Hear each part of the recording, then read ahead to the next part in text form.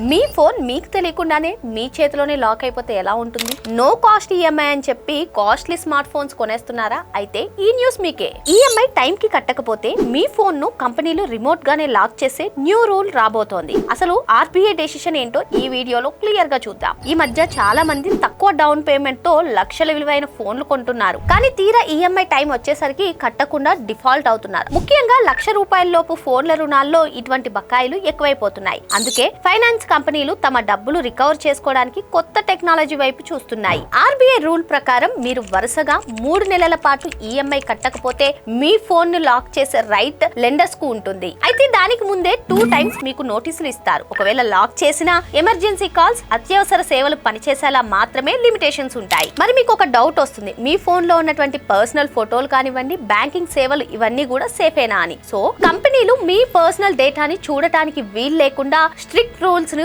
RBI అందుబాటులోకి తీసుకురానుంది. పైగా మీరు పెండింగ్ లో ఉన్న ఈఎంఐ కట్టేసిన వెంటనే మీ ఫోన్ ఆటోమేటిక్ గా అన్లాక్ అయిపోతుంది. ప్రస్తుతానికైతే ఇది ఆలోచన మాత్రమే, ఇంకా ఫైనల్ డెసిషన్ తీసుకోలేదు. కానీ ఈఎంఐ పై ఫోన్ కొనేవారు కొంచెం కేర్ఫుల్ గా ఉండండి. ఇలా ఈఎంఐ కట్టకపోతే ఫోన్ లాక్ చేసేయడం కరెక్టా కాదా? మీ ఒపీనియన్ ఏంటో కామెంట్ చేసేయండి.